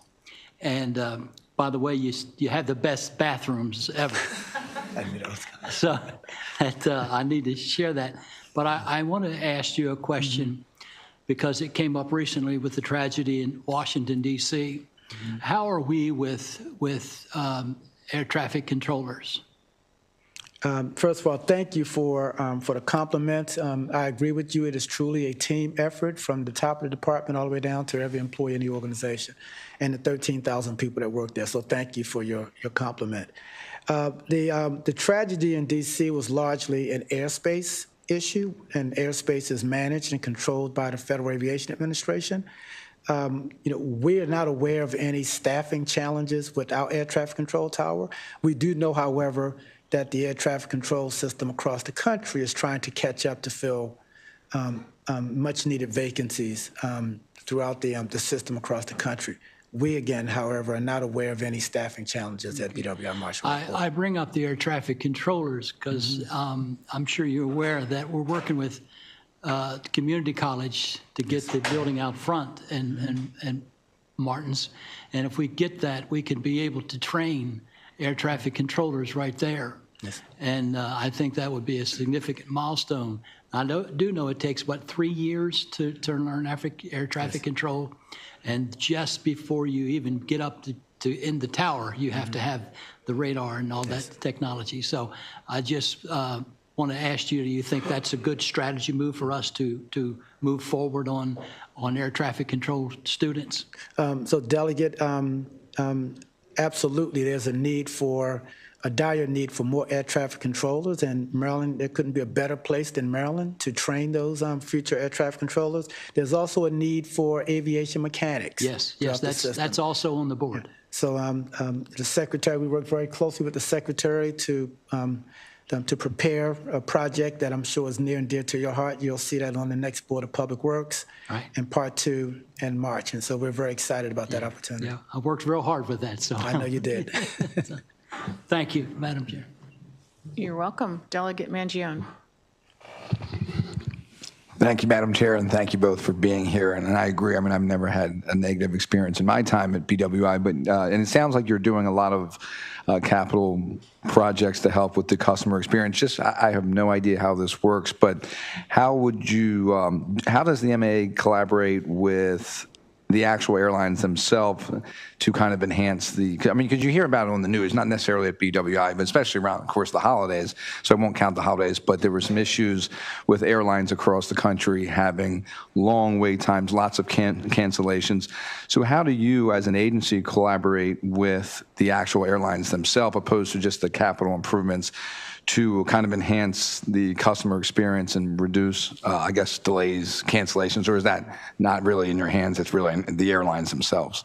So first of all, thanks for that question. It's important to us to make sure that the airlines have the right ground assets to operate efficiently. And so the design and layout of our airfield, for example, to allow them to move around efficiently is important. And we're always investing in our airfield to make sure that it is safe and that it is operationally efficient. Also, that they have access to the terminal through passenger boarding bridges and in the facilities in the terminal, like hold rooms, making sure that they're large enough to accommodate passengers. And, Delegate Metzger mentioned restrooms. That's just one more asset that we try to prepare in a way to make sure that the passenger experience is the best that it can be. Again, we do not have any control over aircraft once they take off or when they're about to land, but we do have some responsibility for making sure they have the facilities that they need once they're on the ground. We work with them on financing strategies, funding priorities to make sure that we're always meeting their needs. We're actually going through the process now of negotiating a new use and lease agreement, which is the multi-year agreement that sets out how we prioritize projects, how we charge airlines for space that they use both in the terminal and on the airfield. So it's a very collaborative relationship. We don't do much at the airport unless somebody else needs it. Either the customers need it or the airlines need it. And so we're always driven by their priorities. Thank you very much, and keep up the great work. Thank you very much. Vice Chair Chang. Thank you very much, Madam Chair, and good afternoon. Thank you very much for being here and providing the update on what's going on at BWI Thurgood Marshall Airport, and appreciate your leadership. And a lot of this afternoon has been focused on the passenger volume, and commend the airport and your agency and leadership on really reaching and exceeding the pre-pandemic levels with the passenger levels. Are there any comments at this time or any updates as far as cargo? So first of all, Chairman, thanks for the question. It's good to see you. You two have been a good supporter, big supporter of the airport. Yes, cargo has actually been one of our bright stars. We've had record-setting levels on the passenger side. We've also had record-setting levels on the cargo side as well, especially since Amazon joined our family. We handle more cargo than any of the other two airports in the region. At one point, we handled more cargo than both of those airports combined. One of our cargo tenants just won the federal government contract to handle mail, which will be another boost to our cargo program. And so we have a pretty robust cargo and freight program as it pertains to the region. I mean, there are other airports like New York and Miami, Atlanta, for example, that handle far more than we do, but we have a significant cargo program, and it's growing. Thank you. And is there any type of data or any really highlights that we could really be proud of from BWI Thurgood Marshall? I'm sorry. Are there any, we talked about the passenger level, Yes. and that's awesome. Are there any types of data you could provide this time as far as the amount of cargo that comes in and out of the airport? Oh, absolutely, sir. We can provide that to you. That'd be great. I think that's important to highlight too. Just really show the economic engine it is. And if I may, Madam Chair, one more question. Regarding the cargo, as a reminder to myself, is with regards to the BWI Community Enhancement Grant Program, does the cargo flights, do they also contribute to that fund, to the BWI Community Enhancement Grant Fund? Yes. First of all, thanks again for the question. So the Community Enhancement Grant Program is a program that the legislature authorized that allows $2 for every operation at the airport to be placed in a fund in the Secretary's office, and those funds could be used to do certain enhancements in the communities, in the contours, the noise contour of the airport. And the landings of cargo operations do contribute to that fund as well. Okay, great. Thank you very much. I appreciate it. Thank you. Thank you, Madam Chair. Delegate Edelson. Thank you, Madam Chair. Thank you for being here. Thanks for everything that you do for the airport and our passengers and our cargo. You guys are hitting great heights, excuse the pun, and it's making us proud, so thank you so much. Thank you. Two questions for you. The first is that in 2023, we had a joint chairman's report requesting MAA to look at the feasibility of specifically expanding solar panel development at BWI and at Martin State. And that report came back, I think it was a little over a year ago now, showing that there really is some significant potential there for us to expand solar capacity and energy generation at both airports. Can you give us a sense of, with that report in hand for a little while now, what is MAA's plan to sort of act on it and to generate energy using solar at our two airports? So first of all, thanks for the question. And you're right, we did respond to that legislative request. We're working closely with MDOT, which is taking an MDOT-wide, a transportation system-wide approach to expanding the presence of solar and as well as the electrification of vehicles, for example. And so you should be hearing something pretty soon in terms of the department pushing out a plan that prioritizes the investments in solar and solar panels throughout the airport. You're right, we do have enormous capacity at the airport, and we're looking forward to releasing something in the not so distant future. Great. Well, I look forward to bringing my son to the airport for some family travel and showing him the solar panels sometime, hopefully in the not too distant future. We can take them to the garage now. We have them on our That sounds garage. great. Yes. I appreciate that. The second question that I have is about the concessions vendor at the airport. So it's sort of a question in two parts, but in March of a year ago, we received a fiscal compliance audit report that reflected, candidly, some challenges there with ensuring sort of very accurate fiscal management. And it's very important for us as we oversee these budgets to be able to ensure our constituents that we're really looking at these items closely. One of the particular items was that was uncovered was that MAA did not establish formal guidelines on acceptable marketing expenses incurred by its concessions management vendor. It's my understanding that that is the same vendor that we will be entering into the new contract with for concessions for the next 23 years. Yes. So I wanted to get an understanding of, as a result of that, what are we doing to ensure essentially that this doesn't happen again, especially since we're entering into a new long-term contract with this vendor? First of all, thank you again for the question. Excellent question. The issue there is primarily a contract language issue. When the legislative auditors first raised the issue, we worked closely with Fraport.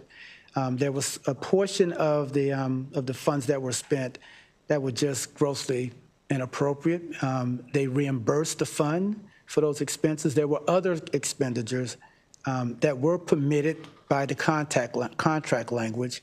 And so those they did not reimburse. However, we put in place an arrangement where they provide the MAA an annual plan for how they're going to use those funds, and then the team meets with them on a monthly basis as they execute those plans. The new contract has a more defined language in terms of how those funds could be used, and so the ambiguity that existed in the previous contract has been addressed, and so we should have more appropriate and clear expenditures of those funds going forward.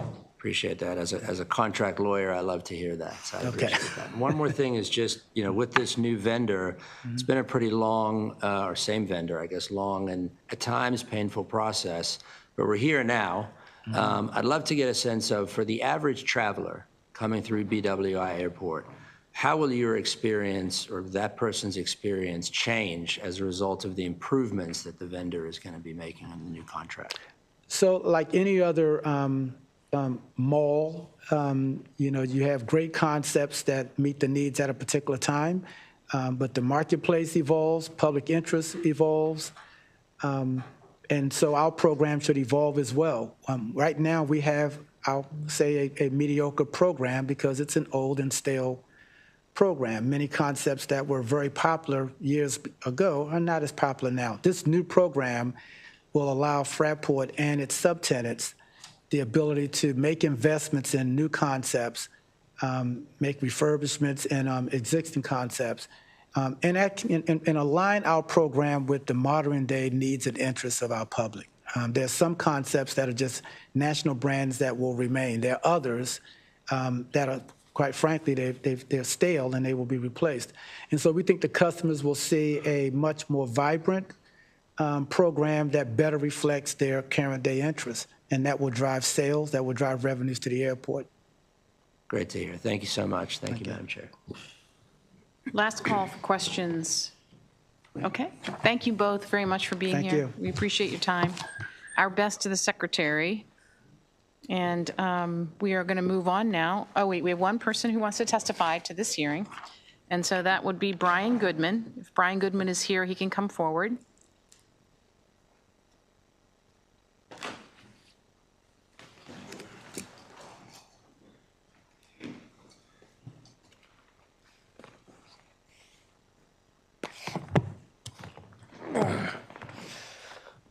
Good afternoon.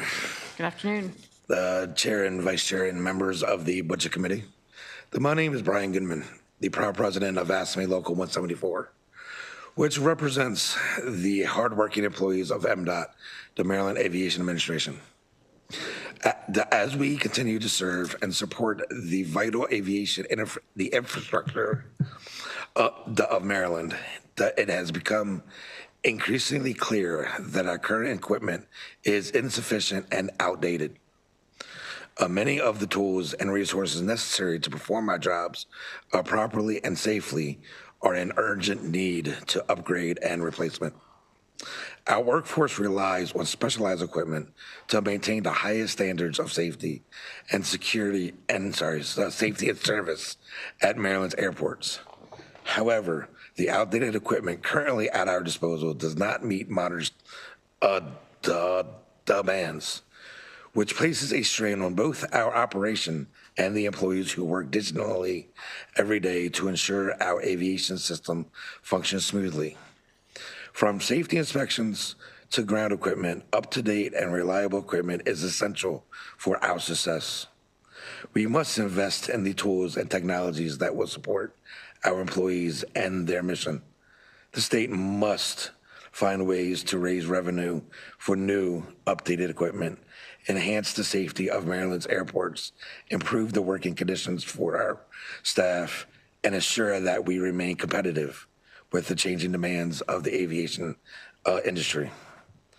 I urge the committee to consider the pressing need for these investments. This is an investment in the safety and the efficiency of our aviation and the infrastructure, as well as the well-being of our workforce.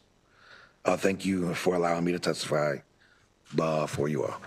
Thank you, and thank you for sitting through all of the testimony just in order to testify before us. We appreciate that. No problem.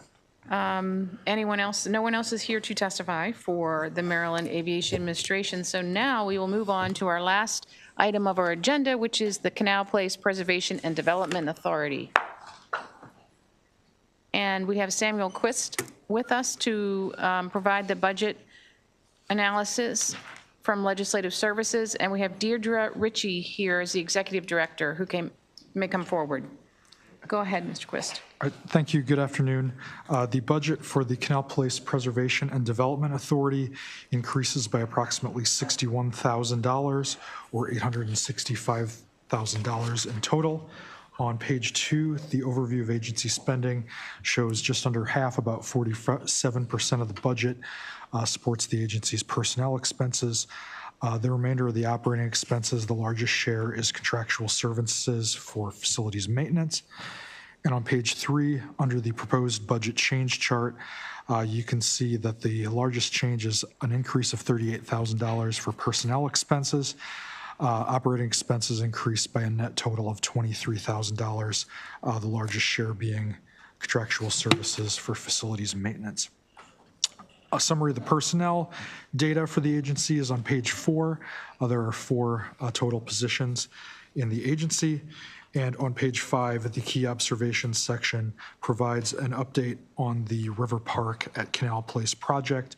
This project received funding in the state's capital budget in fiscal 2024, and the design and engineering continues on that project.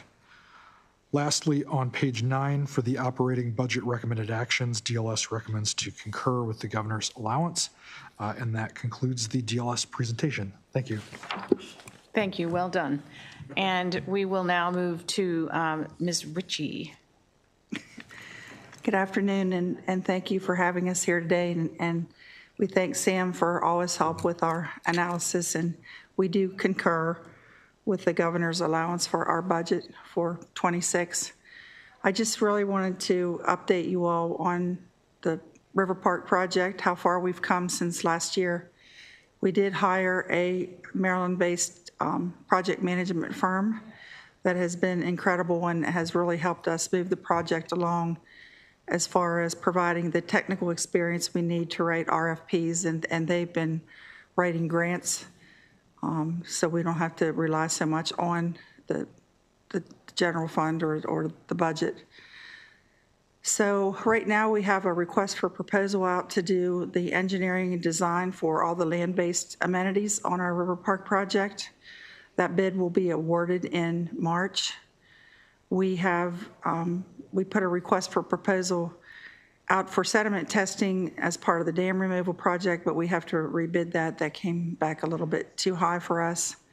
So we will be rebidding that in March. I wanted to let you all know that we have been applying for grant after grant to help fund this project. The project has been estimated to be $28 million. So far, we've raised $8.5 million in grant funding, and the 1.5, which we very much appreciate, came from the capital budget. And we did do an economic impact study for the River Park project that has brought back the information that we will attract over 1 million additional visitors to Allegheny County and our region. It'll have an economic impact of over $41 million state and local tax dollars.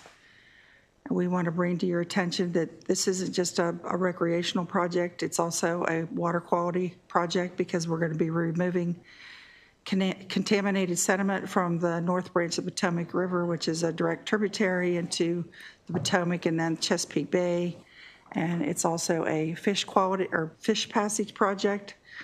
So it's got a lot of benefits to it. And we're hoping to have the project completed, if all goes well, with all the permitting and approvals that we need by 2028. The other thing I wanted to talk about was our heritage area, because part of my job as executive director is also the director of the passages of the Western Potomac Heritage Area. We were the first heritage area ever created in the state of Maryland. And right now, we're the smallest heritage area with 1.67 square miles.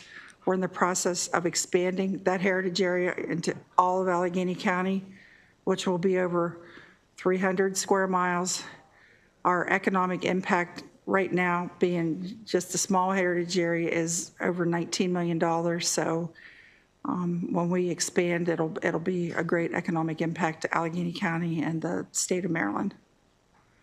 And I should have told you too, I have Kim Folk with me I'm sorry, who is our marketing and social media, helps with the heritage area and grants, and we'll definitely need her assistance to help expand the heritage area. Sounds like you've made a lot of progress over the past year.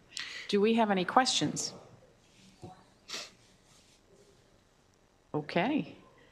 We're all set then. Thank you so much for being here. All righty. Thank you all so very much. And members, if you'll come see me before you leave, we are now adjourned.